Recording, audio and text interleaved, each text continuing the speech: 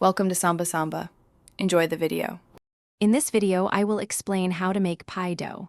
First, gather your essential ingredients: 2 1/2 cups of all-purpose flour, 1 cup of very cold unsalted butter, 1 teaspoon of salt, and about 1/2 cup of ice water. It is crucial that your butter is extremely cold, cut into small 1/2 inch cubes. This helps create a flaky crust. Next, combine your dry ingredients. In a large bowl, whisk together the flour and salt. Then, add your cold, cubed butter to the flour mixture.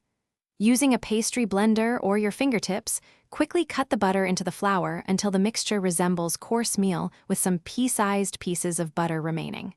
Work quickly to keep the butter cold. Now, it's time to add the liquid. Gradually add 6 to 8 tablespoons of ice water, 1 tablespoon at a time, mixing gently with a fork or your hands until the dough just begins to come together. Be careful not to add too much water and avoid overworking the dough. This step is key for a tender, flaky texture. Finally, prepare your dough for baking.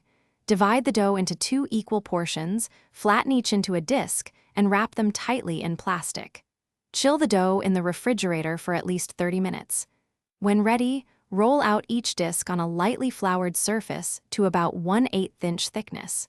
Your perfect pie crust is now ready to fill. Thanks for watching. Consider subscribing if we helped you.